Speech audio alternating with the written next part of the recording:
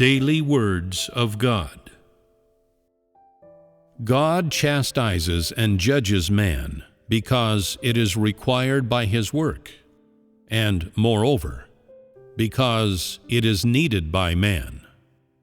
Man needs to be chastised and judged, and only then can he achieve the love of God. Today, you have been utterly convinced, but when you encounter the slightest setback, you're in trouble. Your stature is still too small, and you still need to experience more of such chastisement and judgment in order to achieve a deeper knowledge.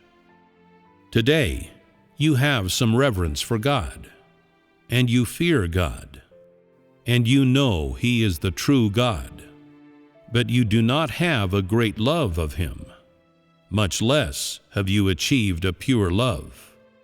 Your knowledge is too superficial, and your stature is still insufficient.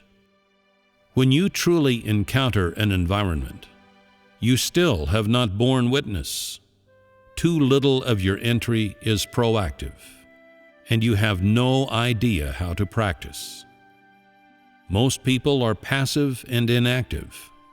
They only secretly love God in their hearts, but have no way of practice, nor are they clear about what their goals are.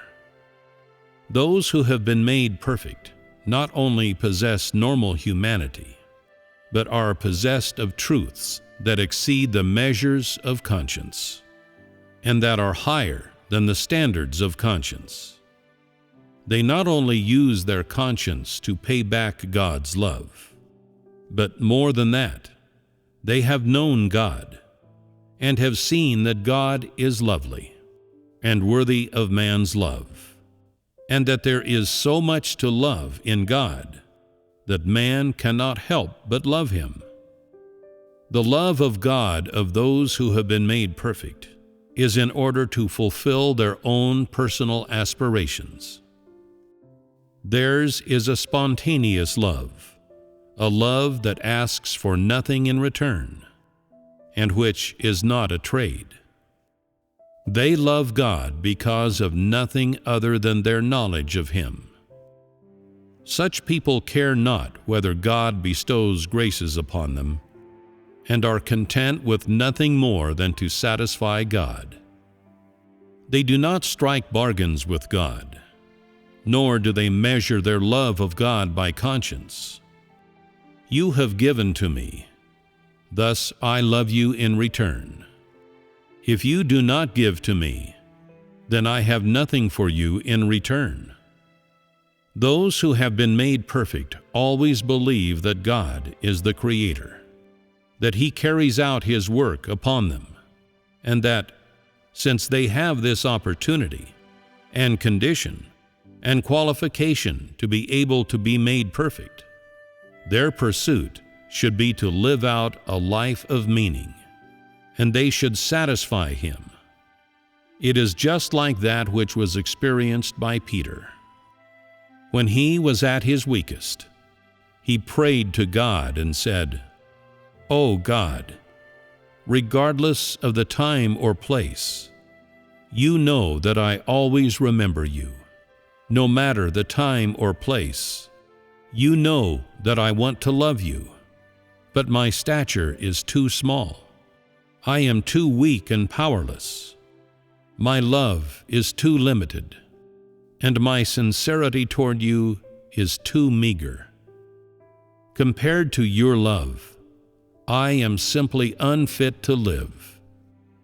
I wish only that my life is not in vain, and that I can not only repay your love, but, moreover, that I can devote all I have to you. If I can satisfy you, then as a creature, I shall have peace of mind and will ask for nothing more. Although I am weak and powerless now, I will not forget your exhortations and will not forget your love. Now I am doing nothing more than repaying your love. O God, I feel awful. How can I give back the love in my heart to you?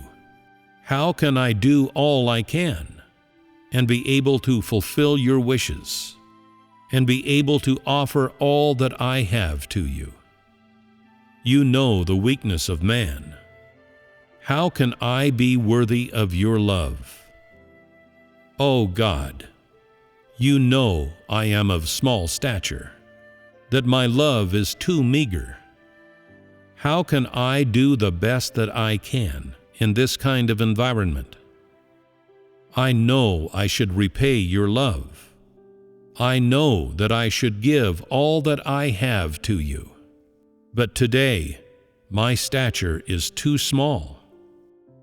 I ask that you give me strength and give me confidence, so that I will be more able to possess a pure love to devote to you, and more able to devote all that I have to you.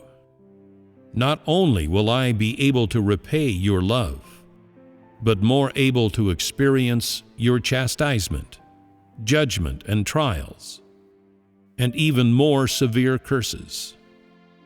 You have allowed me to behold your love, and I am incapable of not loving you. And though I am weak and powerless today, how could I forget you?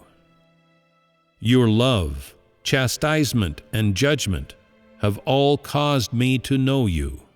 Yet I also feel incapable of fulfilling your love, for you are so great. How can I devote all that I have to the Creator?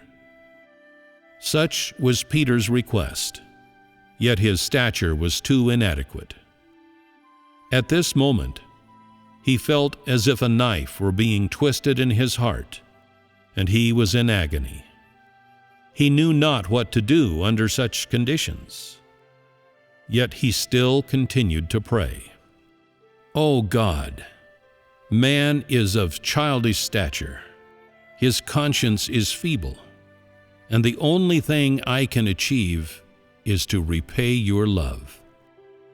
Today, I know not how to satisfy your desires, or do all I can, or give all I have, or how to devote all I have to you. Regardless of your judgment, regardless of your chastisement, regardless of what you bestow upon me, regardless of what you take away from me, make me free from the slightest complaint toward you.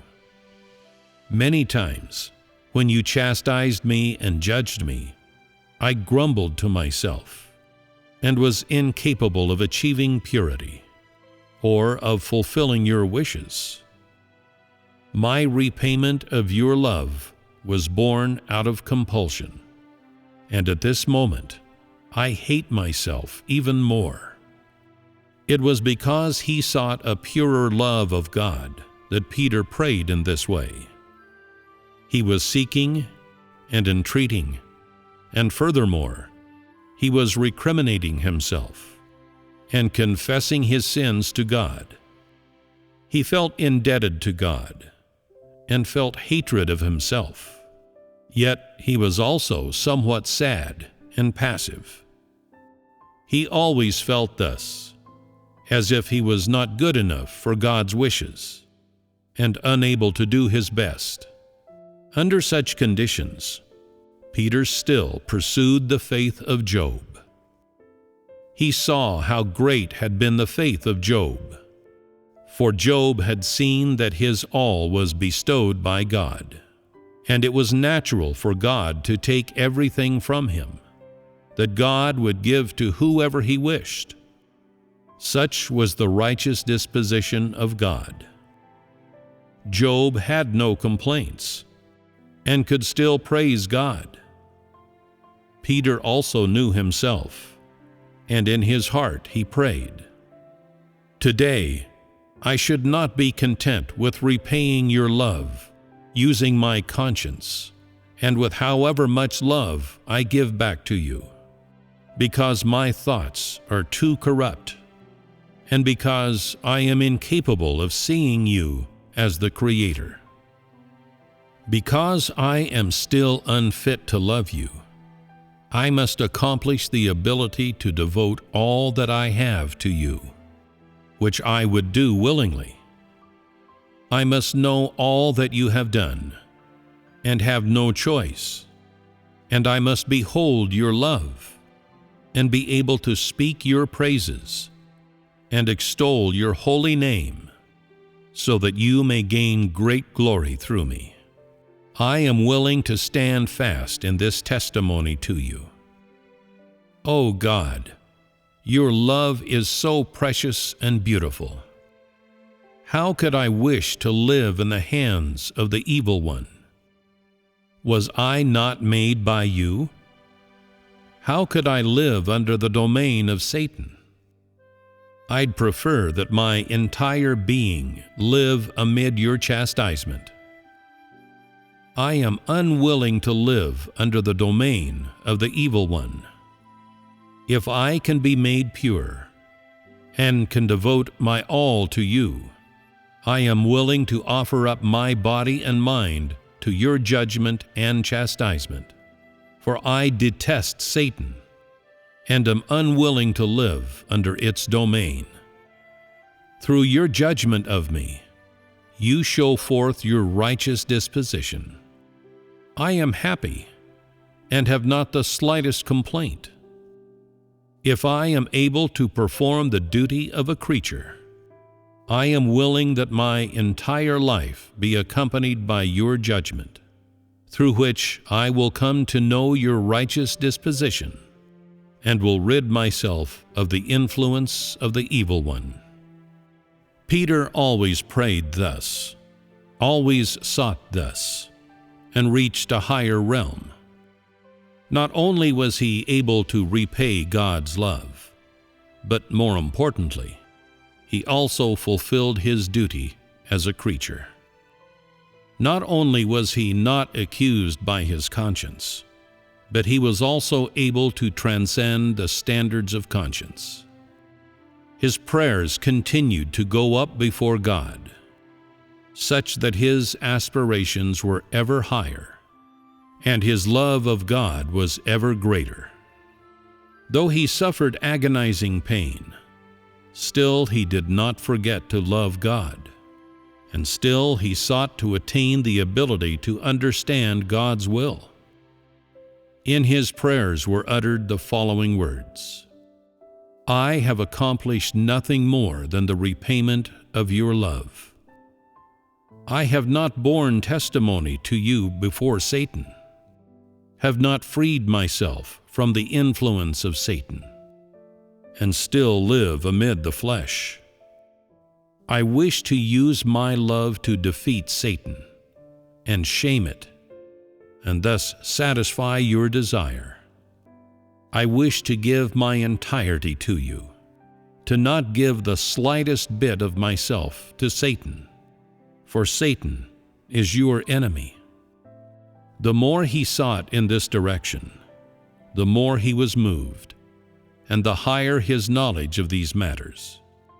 Without realizing it, he came to know that he should free himself of the influence of Satan and should completely return himself to God. Such was the realm he attained.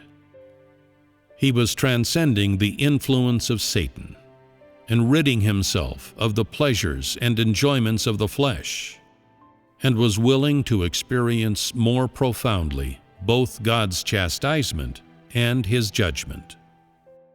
He said, even though I live amid your chastisement and amid your judgment, regardless of the hardship that entails, still I am unwilling to live under the domain of Satan. Still I am unwilling to suffer Satan's trickery. I take joy from living amid your curses, and am pained by living amid the blessings of Satan. I love you by living amid your judgment, and this brings me great joy. Your chastisement and judgment is righteous and holy, It is in order to cleanse me, and even more to save me. I would prefer to spend my entire life amid your judgment, to be under your care. I am unwilling to live under Satan's domain for a single moment. I wish to be cleansed by you, to suffer hardship, and am unwilling to be exploited and tricked by Satan. I, this creature, should be used by you, possessed by you, judged by you, and chastised by you. I should even be cursed by you. My heart rejoices when you are willing to bless me, for I have seen your love. You are the Creator, and I am a creature. I should not betray you and live under the domain of Satan, nor should I be exploited by Satan. I should be your horse or ox instead of living for Satan. I'd rather live amid your chastisement without physical bliss, and this would bring me enjoyment, even if I were to lose your grace. Though your grace is not with me, I enjoy being chastised and judged by you. This is your best blessing, your greatest grace. Though you are always majestic and wrathful toward me, still I am incapable of leaving you. Still, I cannot love you enough. I'd prefer to live in your home. I'd prefer to be cursed, chastised, and smitten by you, and am unwilling to live under the domain of Satan, nor am I willing to rush and busy about only for the flesh. Much less am I willing to live for the flesh. Peter's love was a pure love. This is the experience of being made perfect, and is the highest realm of being made perfect. And there is no life that is more meaningful.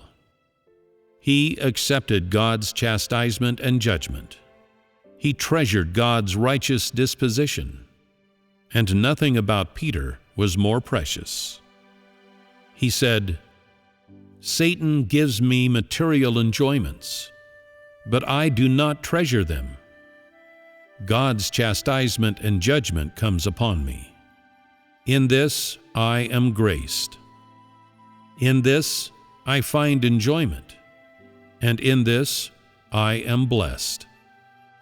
Were it not for God's judgment, I would never love God. I would still live under the domain of Satan, would still be controlled by it, and commanded by it. If that were the case, I would never become a real human being, for I would be incapable of satisfying God, and would not have devoted my entirety to God. Even though God does not bless me, leaving me without comfort inside, as if a fire is burning within me, and with no peace or joy, and even though God's chastisement and discipline is never apart from me, in God's chastisement and judgment, I am able to behold His righteous disposition. I take delight in this. There is no more valuable or meaningful thing in life. Though His protection and care have become ruthless chastisement, judgment, curses, and smiting, still I take enjoyment in these things, for they can better cleanse me, can change me, can bring me closer to God, can make me more able to love God, and can make my love of God purer. This makes me able to fulfill my duty as a creature, and takes me before God and away from the influence of Satan, so that I no longer serve Satan. When I do not live under the domain of Satan, and am able to devote everything I have and all that I can do to God, without holding anything back, that will be when I am fully satisfied. It is God's chastisement and judgment that has saved me, and my life is inseparable from God's chastisement and judgment. My life on earth is under the domain of Satan, and were it not for the care and protection of God's chastisement and judgment, I would have always lived under the domain of Satan, and moreover, I would not have had the opportunity or means to live out a life of meaning. Only if God's chastisement and judgment never leaves me will I be able to be cleansed by God.